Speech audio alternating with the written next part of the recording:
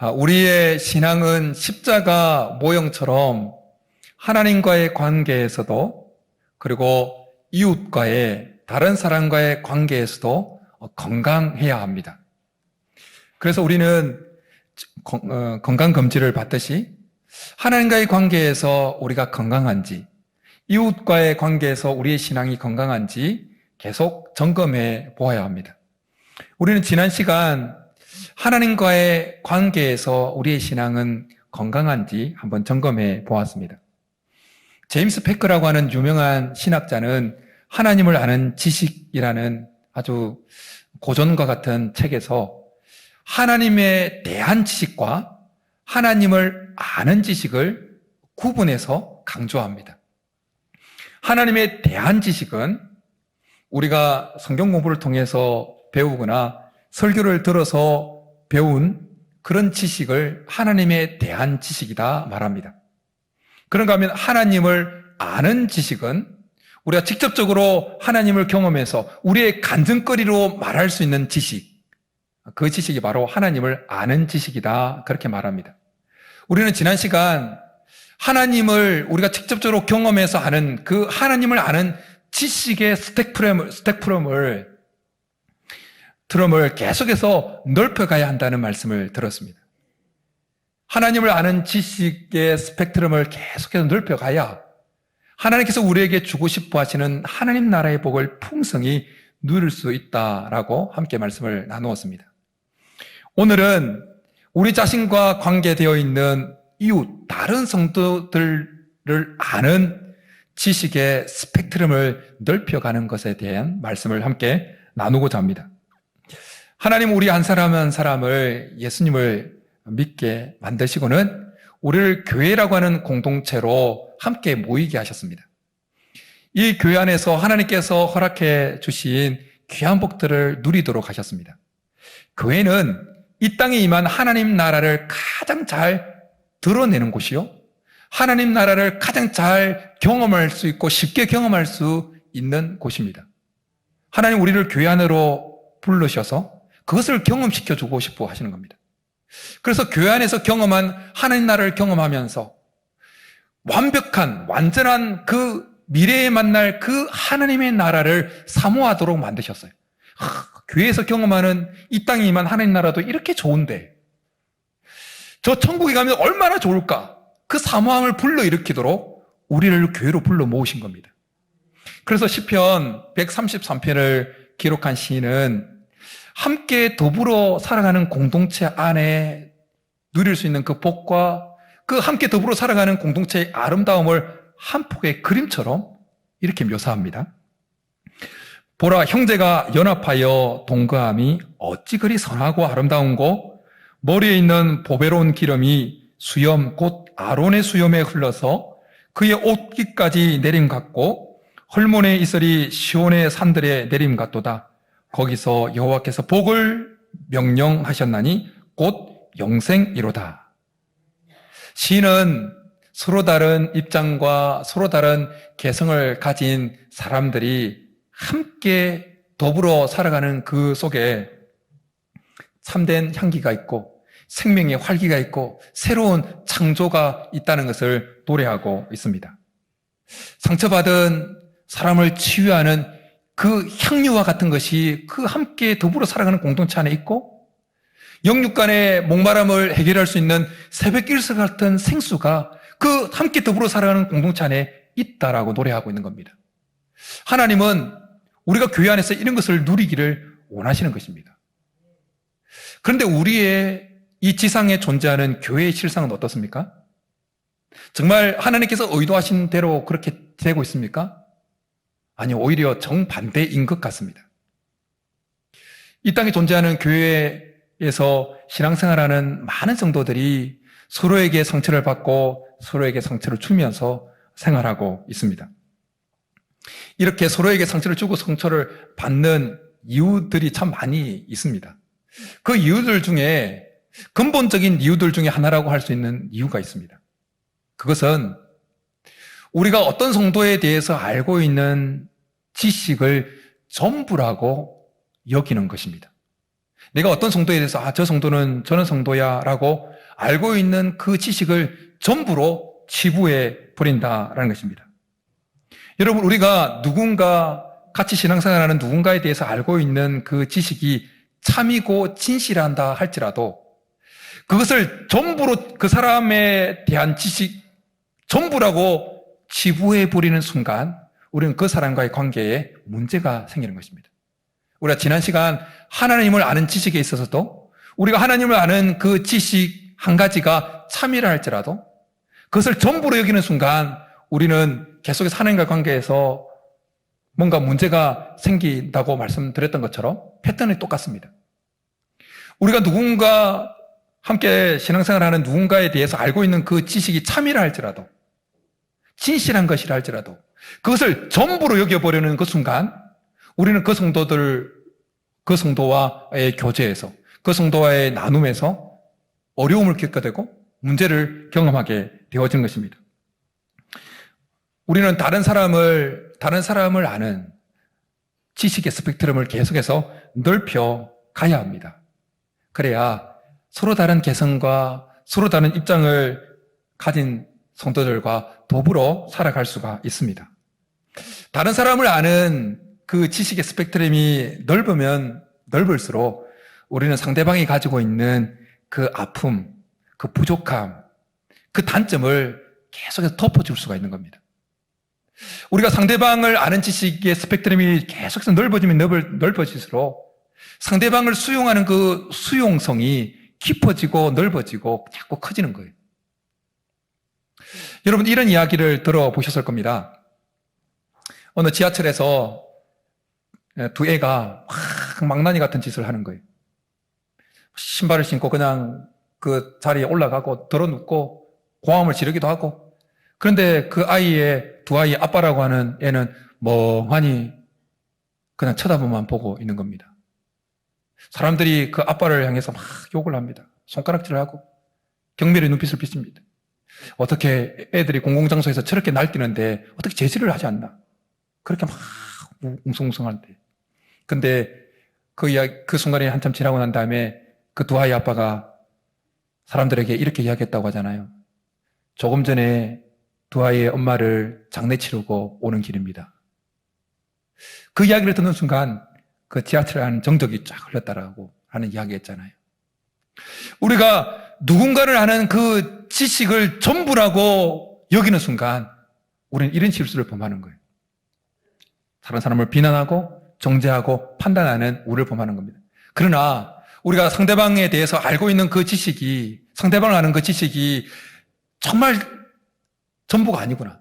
그 지식을 점점 넓혀갈수록 우리는 상대방이 왜 그런 행동을 할 수밖에 없었는지, 상대방이 그 자리에 있을 수밖에 없었는지, 상대방이 왜 그런 말을 할 수밖에 없었는지를 우리는 점점 이해하게 된다는 것입니다. 그렇게 되면 우리는 시인이 시편 133편에서 노래했던 그 더불어 살아가는 공동체 안에서의 아름다움과 복을 누릴 수 있게 되어지는 것입니다. 저는 우리 교회가 이런 공동체이기를 간절히 축복합니다. 서로에 대한 그 지식의 스펙트럼이 계속해서 넓어져서 저분이 저런 것 때문에, 그런 이유 때문에 저렇게 할 수밖에 없었어. 그래서 저런 행동을 할 수밖에 없었어. 그래서 그런 말을 할 수밖에 없었어. 그래서 저런 결정을 할 수밖에 없었어. 그렇게 이해하고 덮어쓸 수 있는 천국과 같은 공동체가 될 수 있기를 축복합니다. 우리는 오늘 본문에서 한 사람이 가지고 있는 그 부족함에 대해서 다르게 반응하는 두 사람을 보게 됩니다. 그 한 사람은 바울이고 또 한 사람은 바나바입니다. 바울은 한 사람이 가지고 있는 그 부족함에 대해서 받아들이지 못하고 수용하지 못하는 자의 부류의 대표입니다. 이 바나바는 다른 사람이 가지고 있는 그 부족함을 수용하는 부류의 대표라고 볼 수 있습니다. 본문의 배경은 이렇습니다.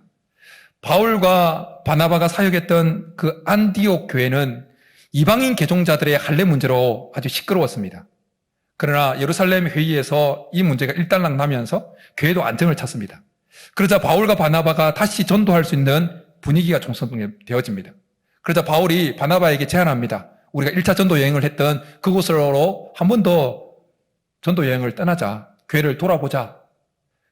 바나바는 바울의 제안을 기꺼이 기쁜 마음으로 받아들입니다. 그러면서 또 한 가지를 제안합니다.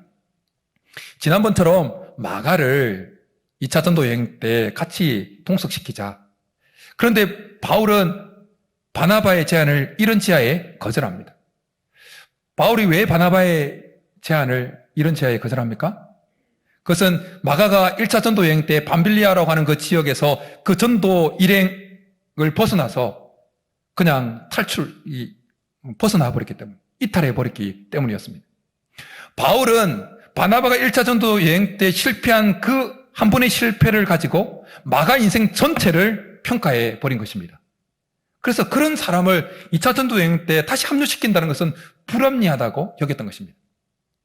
그런데 바나바는 그런 실패한 마가에게 다시 두 번째 기회를 주고자 합니다. 37절에 바나바는 마가라는 요한도 데리고 가고자 하나라고 하는 이 37절의 말씀을 원문상으로 보면 뭐뭐 하고자 하다라는 이 동사가 어떤 행동을 계속 반복하는 것을 표현하는 미완료 과거형으로 사용되어졌어요. 헬라어가. 그러니까 무슨 말이냐? 바나바는 지금 바울에게 마가를 같이 데리고 가자는 말을 한두 번 한 게 아니라는 거예요. 계속해서 설득했다는 거예요. 마가는 그래도 그거 실패했지만 또 이런 면이 있지 않냐? 그 속에 또 이런 면이 있지 않냐? 계속해서 바울을 설득시켰다는 거예요. 마가 같이 데리고 가자고. 그럴 때마다 바울은 바나바의 제안을 거절했다는 것입니다. 바울은 이런 거절을 했고 바나바는 계속해서 제안을 하고 그래서 결국 어떻게 됩니까? 39절의 표현처럼 그들은 심히 다투어서 서로 갈라서게 됩니다. 바나바는 마가를 데리고 구브로로 가고 그리고 바울은 실라를 데리고 또 다른 곳으로 전도 여행을 떠나게 됩니다. 그런데 사도행전 15장 이후에는 바나바의 이름이 등장할까요? 안 할까요? 등장하지 않습니다. 바나바의 이름이 왜 등장하지 않을까요? 완전 퇴출당한 것일까요? 하나님께 징계를 먹은 것일까요?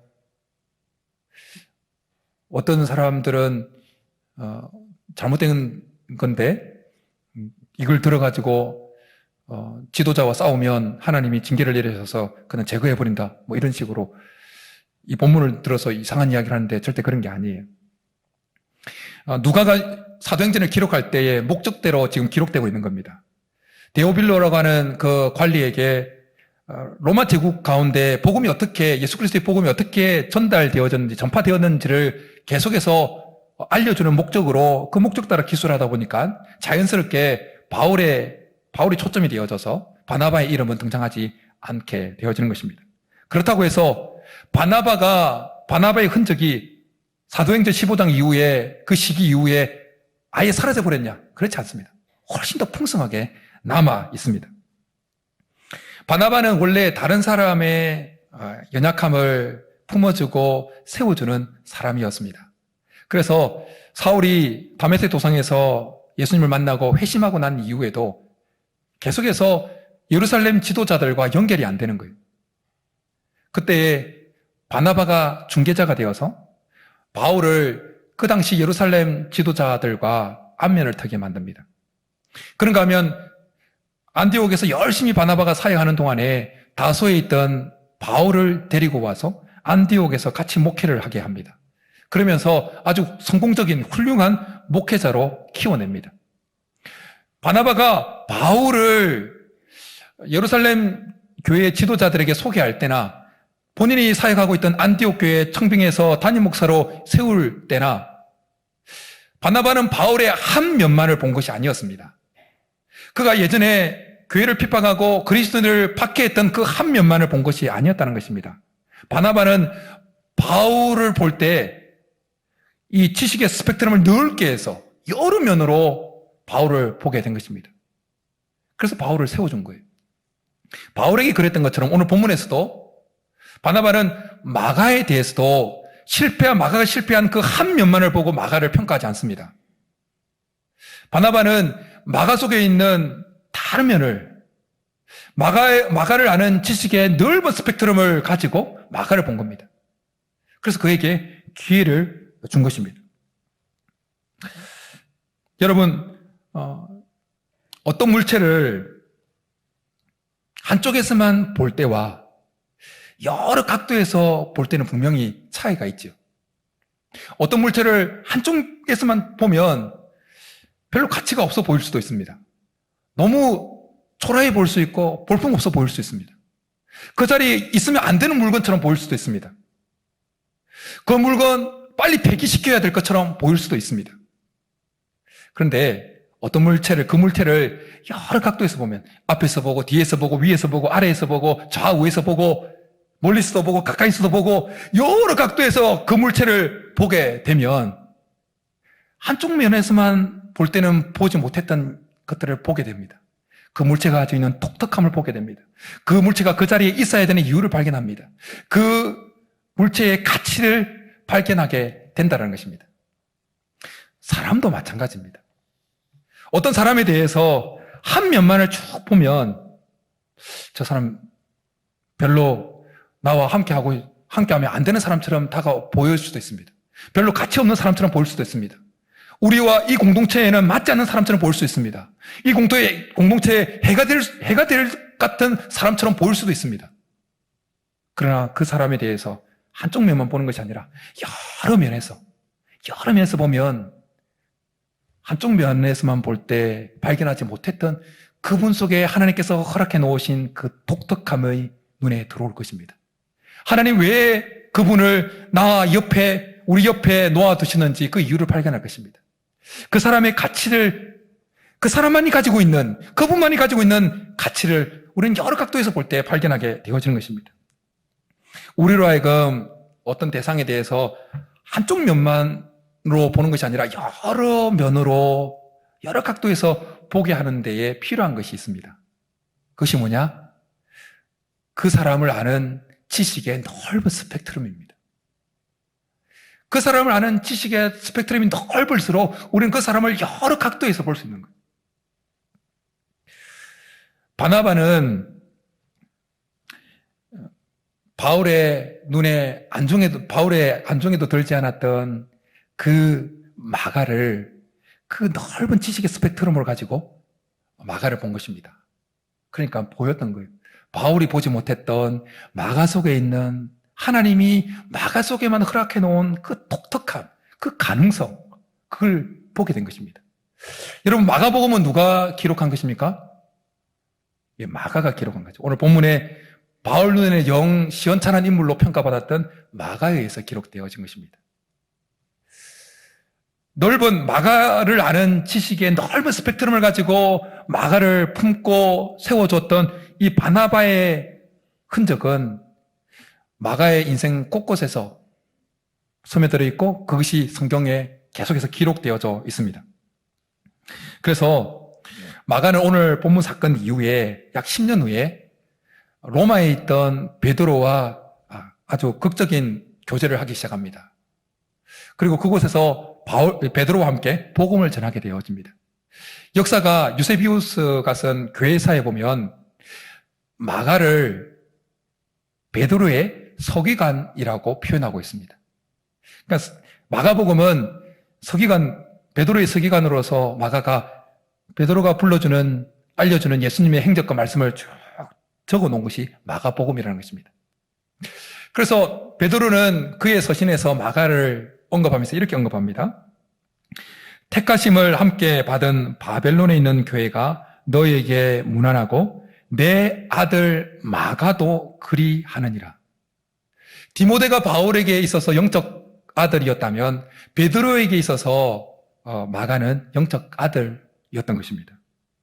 그리고 마가는 이 사건 이후에, 오늘 본문의 사건 이후에 약 12년 후에 바울의 그 전도팀에 합류하게 되어집니다. 그래서 골로새서에 보면 바울과 함께 로마 감옥에 갇혀 있게 됩니다. 바울은 골로새서에서 감옥에 갇혀 있는 자신을 위로하고 자신에게 위로가 되는 사람을 쭉 언급하는데 그 중에 한 명 속에 마가가 언급되어집니다. 그런가 하면 바울의 마지막 서신이라고 일컬어지는 디모데후서에서는 마가에 대해서 이렇게 표현합니다. 그가 나의 일에 매우 유익하니라. 분명히 마가를 마가되게 하신 분은 하나님이십니다. 그런데 하나님께서 마가를 마가되게 하실 때 결정적으로 들어 사용한 인물이 누구냐? 바로 바나바였다는 것입니다. 마가에 대해서 넓은 지식의 스펙트럼을 가지고 마가의 연약함을 품어주었던 그 바나바가 있었기에 오늘의 마가가 있었던 것입니다. 만약 바나바가 오늘 우리가 함께 보고 있는 이 본문에서 바울처럼 행동했다면 우리 손에는 마가복음은 없습니다. 마가복음은 이 땅에 존재할 수가 없는 겁니다. 만약 바나바가 바울처럼 마가가 실패했던 그 한 면만을 보고 마가의 인생 전체를 그렇게 평가해버리고 매도해버렸다면 마가의 인생이 어떻게 됐을까요? 마가는 정말 실패한 인생으로 끝났을 가능성이 아주 많습니다. 교육심리학 용어 중에 스티그마 효과라는 것이 있습니다. 낙인 효과 한번 좀 들어보셨을까요? 이것은 1960년대에 사회학자이자 도시문제학 교수였던 하워드 베크라고 하는 학자가 제창한 이론입니다. 죄를 범한 어떤 한 사람을 범죄자로 낙인 찍으면 그 범죄자로 낙인 찍힌 사람은 자기를 범죄자로 자기 정체성을 확립한다는 거예요. 그래서 자기 정체성을 범죄자로 확립한 사람은 재범할 확률이 훨씬 더 높아진다는 것입니다. 이 스티그마 효과, 낙인 효과는 애들 교육시키는데 참 많이 인용되어지죠. 스티그마, 벌겋게 달군 인두를 가지고 짐승의 소유권을 소유 표시한다고 딱 하는 그게 낙인을 가리키는 거죠. 하나님은 우리를 완벽하게 만드시지 않으셨습니다. 저나 여러분이나 잘하는 부분이 있으면 못하는 부분이 있습니다. 강점이 있으면 약점이 있습니다. 다 부족해요. 그러기에. 그런데 우리의 본성은 우리가 한번 낙인 찍은 대상에 대해서 그렇게 낙인 찍히게 만들었던 그 면을 통해서 그 사람의 모든 것을 보려고 한다는 것입니다. 한 번 더요. 우리의 본성은 우리가 어떤 대상에 대해서 낙인을 이 사람은 저 사람은 저런 사람이야 한번 낙인을 찍고 난 다음에는 그 낙인을 찍히게 만들었던 그 면을 통해서 그 사람 전체를 본다는 거예요. 그래서 우리가 한번 낙인을 찍은 그 사람이 아무리 좋은 말을 해도 아무리 정말 위대하고 좋은 감동을 주는 행동을 해도 우리 눈에 들어오는 그 사람의 행동은 다 안 좋게 들어오는 거예요. 그 낙인 찍힌 그 면을 통해서 다 다시 재해석돼서 나쁘게 해석되어 오니까. 그래서 그렇게 계속 낙인 찍힘을 당하는 그 사람은 결국 우리가 낙인 찍는 그대로 인생이 흘러갈 가능성이 많다라는 것입니다. 빨간색 안경을 보면 모든 것이 빨갛고 파란색 안경을 보면 모든 것이 파랗지요. 상대방에 대해서 가지고 있는 그 한 가지 지식, 그 지식의 색깔을 가지고 그 사람을 계속해서 보게 되면 우리는 다른 사람을 판단하지 말라고 말씀하시는 그 말씀을 계속 범하게 되어지는 것입니다. 우리는 죄를 계속 범하게 되어지는 것입니다. 바울은 마가에 대해서 낙인을 찍었습니다. 마가가 실패한 그 한 번의 실패를 보면서 마가의 인생 전체에 대해서 낙인을 찍은 거예요. 저 친구는 전도에는 같이 합류시킬 수 없는 인물이야. 마가의 인생 전체에 대해서 낙인을 찍은 거예요. 그런데 바나바는 바울이 찍은 낙인을 지워버립니다. 바울이 찍은 낙인을 지우는 사람, 바나바. 그는 마가에 대한 넓은 지식의 스펙트럼을 가지고 바울이 마가에게 찍었던 그 스펙트럼을 지워나가는 거예요. 여러분, 우리는 어떤 사람이 되어야겠습니까? 다른 사람에 대해서 우리는 어떤 사람이 되어야겠습니까? 다른 사람이 어떤 대상에 대해서 찍은 그 낙인을 더 진하게 만드는 사람이 되어야겠습니까? 어떤 대상에 대해서 낙인을 찍는 바울과 같은 사람이 되어야겠습니까? 아니면 바나바처럼 누군가 찍은 그 낙인까지도 지워버리는 바나바 같은 사람이 되어야겠습니까? 당연히 후자겠지요. 여러분, 바울이 워낙 성경 속에서 우리가 설교단에서 위대한 사도 바울 그렇게 하니까 바울의 단점을 잘 부각시키지 않습니다. 오늘 본문에서도 주석글 보면 바울이 잘못한 것을 그냥 그렇게 막 부각시키지 않고 얼렁뚱땅하게 해가지고 넘어가 버려요. 그럼 아무리 위대한 사도라 할지라도 어떤 대상에 대해 자기가 알고 있는 그 지식을 전부라고 여기게 되어지면 우리는 바울 같은 우를 범하게 된다는 것입니다. 그리고 우리는 끊임없이 상대방을 아는 지식의 스펙트럼을 넓혀가야 하는 것입니다. 예수님은 우리가 서로 사랑해야 된다라고 말씀하시면서 어떻게 사랑해야 되는지 이렇게 말씀하십니다. 새 계명을 너희에게 주노니 서로 사랑하라. 내가 너희를 사랑한 것 같이 너희도 서로 사랑하라. 여러분, 예수님은 우리를 어떻게 사랑하셨습니까? 죽기까지 사랑하셨습니다. 끝까지 사랑하셨습니다. 우리의 부족함에도 불구하고 사랑하셨습니다. 예수님이 우리를 어떻게 사랑하셨는가, 나를 어떻게 사랑하셨는가, 하나님이 나를 어떻게 사랑하셨는가를 쭉 묵상하면서 이런 깨달음이 왔습니다. 그것은 하나님이 나를 사랑하실 때, 우리를 사랑하실 때 한쪽 면만 보고 사랑하신 것은 아니구나. 우리가 계속해 범죄하는 그 한쪽 면만 보셨으면 어떻게 우리를 사랑했겠습니까? 우리가 결단하고 문 열고 나가고 월요일날, 주일 저녁만 되면 그 결단 다 허물어져 버리는 늘 그런 면만 하나님 우리를 보셨으면 어떻게 우리를 끝까지 사랑할 수 있겠습니까? 그러나 하나님은 우리를 사랑하시되 우리가 범죄하는 그 어두운 면만 본 것이 아니라 우리 속에 있는 하나님의 형상의 밝은 면도 보신 것입니다. 현재 실패해서 넘어지는 현재의 면만 보신 것이 아니라 성령께서 함께 해주셔서 더 나아질 미래의 밝은 면을 함께 보신 것입니다. 그래서 끝까지 사랑하시는 거예요. 우리가 서로 사랑할 때 우리도 예수님처럼 누군가를 그렇게 사랑하는 방법 중에 하나는 이것입니다. 우리가 알고 있는 누군가를 아는 그 지식을 전부라고 여기는 그 마음을 내려놓는 것입니다.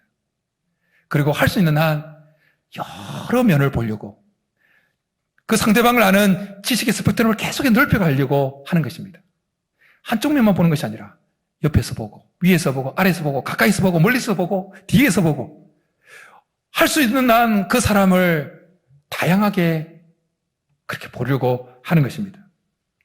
실패한 베드로가 갈릴리에서 물질을 하고 있을 때 그를 찾아오셨던 예수님의 모습을 잘 보십시오. 그에게 다가가셨던 예수님은 베드로가 실패한 그 한 면만을 보고 베드로를 평가하지 않습니다. 베드로 속에 있는 또 다른 면을 보셨어요. 여전히 예수님을 사랑하고 있는 실패자였지만 여전히 베드로 속에 있는 예수님을 사랑하는 마음, 그 면을 보셨어요. 그리고 그가 다시 회복되고 난 이후에 앞으로 어떻게 교회의 하는 나라를 세워가는데 큰 몫을 담당할지를 미래의 면을 보셨습니다. 그래서 결국 내가 나를 사랑하느냐 그렇게 새벽 물으시면서 그를 회복시키셔서 그를 위대한 기독교 역사의 위대한 사도로 그렇게 만들어 가셨습니다. 여러분, 우리는 어떻게 하면 하나님처럼 다른 사람을 볼 때 한 면만을 보는 것이 아니라 여러 면으로 볼 수 있을까요? 어떻게 하면 우리는 다른 성도들을 아는 지식의 스펙트럼을 계속해서 넓혀갈 수 있을까요? 간단하게 두 가지만 성경 말씀을 근거해서 제안합니다. 첫 번째는 우리 눈 속에 있는 들보를 먼저 빼는 것입니다. 예수님이 이렇게 말씀하셨습니다. 외식하는 자여 먼저 내 눈 속에서 들보를 빼어라. 그 후에야 밝히 보고 형제의 눈 속에서 티를 빼리라. 이 말씀을 인용할 때 놓치고 가는 한 부분이 있는데 그것은 그 후에 밝히 보고라는 표현입니다. 여러분, 우리 눈 속에 있는 들보를 빼내면 우리의 눈이 밝아진다는 거예요. 밝아진다는 표현을 오늘 전체 말씀과 연결해서 보면 우리는 다른 상대방을 볼 때 그냥 전체 한 면만 보는 것이 아니라 여러 면으로 볼 수 있게 된다는 것입니다. 여러분 경주마를 아시잖아요. 경주마에 눈 가리개가 있어서 경주마는 앞만 보게 되어집니다. 우리 눈 속에 있는 들보는 마치 경주마의 눈 가리개처럼 상대방에 대해서 한 면만을 보게 만드는 거예요. 경주마의 이 눈 가리개 같은 들보를 제거해야 우리는 상대방 속에 하나님께서 허락해 놓으신 여러 가지 좋은 면들을 다양한 면으로 볼 수 있게 되어지는 것입니다. 그러면 상대방 속에 있는 그 여러 면을 보면서 우리는 상대방을 아는 지식의 스펙트럼을 계속 넓혀갈 수 있게 되어지는 것입니다. 두 번째로 제안하는 것은 이것입니다. 우리가 누군가로부터 들은 그 상대방에 대한 이야기를 절대화하지 않는 것입니다. 누군가로부터 들은 그 어떤 대상에 대한 이야기를 절대화하지 않는 것입니다. 앞서 언급했던 제임스 패커가 언급했던 하나님을 아는 지식과 하나님에 대한 지식을 이웃에 대한 지식과 이웃을 아는 지식이라고 하는 것에 조금 적용을 하면 이렇습니다. 이웃에 대한 지식은 어떤 대상에 대해서 소문을 통해서 들은 지식입니다. 타인을 통해서 들은 지식입니다. 그런가 하면 이웃을 아는 지식은 내가 직접 그 사람과 시간을 보내고 함께 차를 마시고 함께 어떤 일을 하면서 그 사람을 알게 된 지식이 이웃을 아는 지식입니다. 물론 우리가 어떤 대상과 같이 시간을 보내고 경험하면서 얻은 그 상대방을 아는 그 지식이 정확하지 않을 수도 있습니다. 부분적일 수 있습니다. 뿐만 아니라 타인에게 들은 그 어떤 대상에 대한 그 이야기도 틀릴 수가 있습니다. 정확하지 않을 수 있습니다. 근데 문제는 뭐냐? 타인을 통해서, 누군가를 통해서 들은 어떤 대상에 대한 이야기를 절대화하면 우리는 그 대상에 대해서 선입견을 가지게 된다는 것입니다. 선입견을 가지게 된다는 것이 무엇입니까? 한 면만 통해서 본다는 것입니다. 우리가 들은 그 선입견, 그 한 면만을 가지고 우리가 아직 경험해보지도 못했던, 우리가 직접 부딪히지도 않았던, 우리가 함께 시간을 보내지도 않았던 그 대상에 대한 한 면만을 보고 그 사람을 평가해버리고 그냥 판단해버린다는 것입니다. 그 대상에 대한 넓은 지식의 스펙트럼을 갖기도 전에 우리는 그냥 이 경주마에 눈가리기가 씌워지는 것처럼 눈가리기가 탁 씌워져 버리는 겁니다. 우리는 누군가로부터 들은 그 이야기를 절대화하면 안 됩니다. 그래야 이웃을 아는 그 지식의 스펙트럼을 넓혀갈 수 있는 여지가 생기는 겁니다. 여러분 사실 그렇잖아요. 우리 자신도 우리 자신을 잘 모르잖아요. 그런데 어떻게 다른 사람을 우리가 다 알겠습니까? 그러기에 우리는 다른 사람에 대해서 알고 있는 그 지식이 참이라 할지라도 진실한 것이라 할지라도 그것을 전부로 여기는 우리를 범하지 않도록 몸부림쳐야 할 것입니다. 오히려 먼저 우리 눈 속에 있는 들보를, 경주마의 눈가리개 같은 그 들보를 빼어내고 온전하게 볼 수 있는 상태로 만들 뿐만 아니라 할 수 있는 한 대상과 직접적으로 함께 시간을 보내고 밥을 먹고 차를 마시고 하면서 직접적으로 지식을 얻어서 상대방을 아는 지식의 스펙트럼을 넓혀가는 것이 필요합니다. 그럴 때 우리는 그 사람에 대해서 우리는 한 면만 아니라 여러 면으로 볼 수 있는 겁니다. 그러면 그 사람이 어떻게 그런 행동을 했는지, 왜 그런 결정을 할 수밖에 없었는지, 왜 그런 행동을 할 수밖에 없었는지, 다른 사람은 몰라줘도 우리는 그 사람을 품을 수 있는 거예요.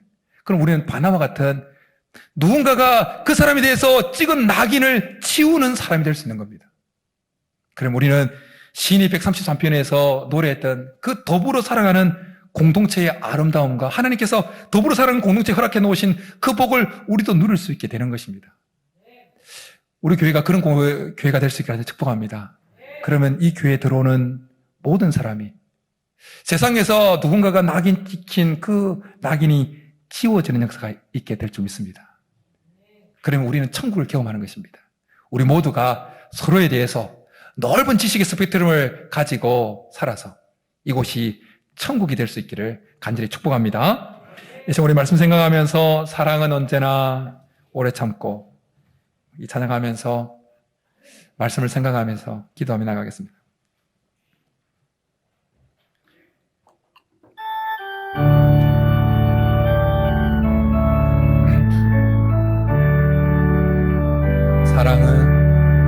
사랑은 언제나 오래 참고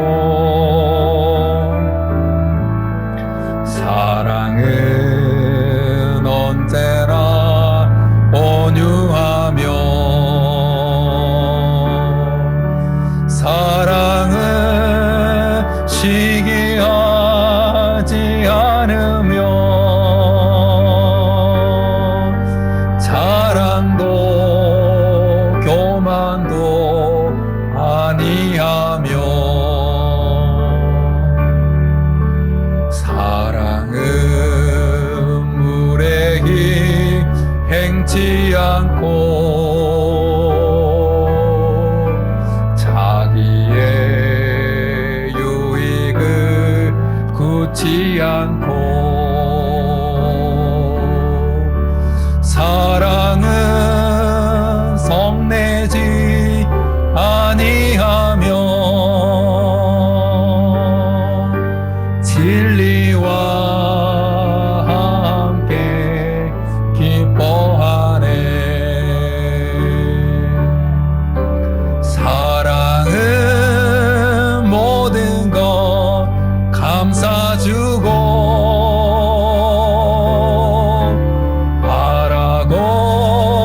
믿고 참아내며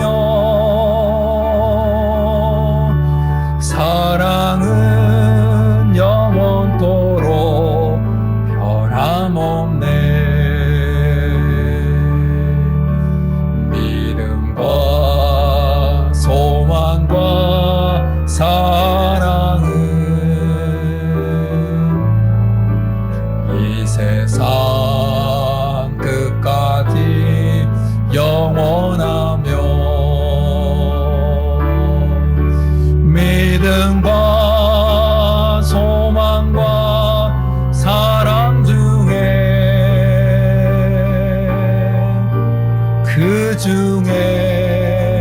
제일은 사랑이라. 그 중에 제일은 사랑이라. 이제 우리 말씀 생각하면서 같이 기도하며 나가겠습니다. 우리가 누군가에 대해서 누군가를 아는 그 지식이 참이라 할지라도 그것이 전부가 아니라는 사실을 한 번 더 마음에 새기면서 우리가 알고 있는 그 상대방을 아는 그 지식의 근거에서 그걸 전부라고 생각해서 그걸 근거로 상대방을 평가하거나 재단하지 않도록 그 한 면만을 보고 그 사람 전체를 낙인 찍지 않도록 주님, 우리 속에 상대방을 아는 지식의 스펙트럼이 넓어지게 도와달라고. 그래서 우리 속에 누군가가 가지고 있는 그 부족함, 약함, 그걸 품어주고 덮어주고 바나바처럼 누군가가 찍은 낙인을 지워주는 그러한 존재가 되게 도와달라고. 그래서 이곳이 천국을 경험하는 곳이 되게 도와달라고. 이곳을 천국으로 만드는 데 사용되어지는 우리가 되게 도와달라고. 이 시간 우리 말씀에 강하면서 주여 한번 부르고 기도하며 나가겠습니다. 주여, 살아계신 하나님, 우리도 우리 자신을 잘 모르는데 어떻게 우리가 상대방을 다 알겠습니까? 우리가 누군가를 아는 그 지식이 참이라 할지라도 그 지식이 전부가 아니라는 사실을 한 번 더 마음에 늘 새기게 하여 주시고, 우리가 알고 있는 누군가를 아는 그 지식을 전부로 여겨서 그걸 근거로 해서 상대방을 평가하고 재단하지 않도록 주님, 우리에게 상대방을 아는 그 지식의 스펙트럼이 넓어지게 도와주옵소서. 그래서 상대방이 가지고 있는 아픔을 이해하고 왜 그렇게 행동할 수밖에 없었는지 받아들이고 수용할 수 있고 덮어줄 수 있는 그러한 하나님, 그래서 누군가가 그 사람에 대해서 찍은 그 낙인을 치워주는 바나와 같은 인물이 되게 도와주옵소서. 하나님, 그래서 이곳이 천국이 되게 하여 주시고 이곳이 천국이 되게 만드는데 사용되어지는 우리의 인생이 되게 도와주옵소서.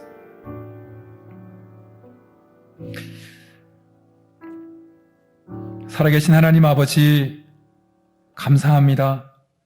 말씀을 통하여 우리가 예수님처럼 하나님처럼 우리 곁에 있는 누군가를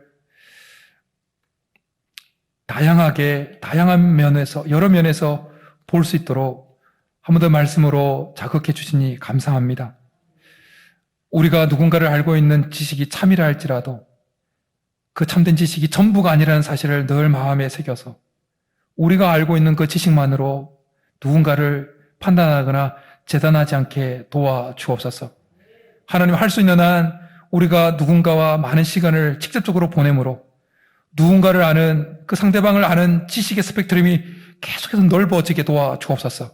그래서 누군가가 그 대상에 대해서 찍은 그 낙인을 더 강화시키는 자가 아니라 오히려 그 낙인을 치워내는 바나와 같은 인물이 다 되게 도와주옵소서. 이곳이 천국과 같은 곳으로 만드는데 사용되어지는 우리 모두가 되게 도와주옵소서. 그래서 이곳에 들어오는 누구든지 회복을 경험하고 향유로 치유함을 받고 새벽기스 같은 생수로 영육간의 목마름을 해결함 받는 천국을 경험하는 곳이 되도록 역사하여 주옵소서. 그렇게 해주시기를 간절히 바라고 나오며 예수님의 이름으로 축복하며 기도드립니다. 아멘.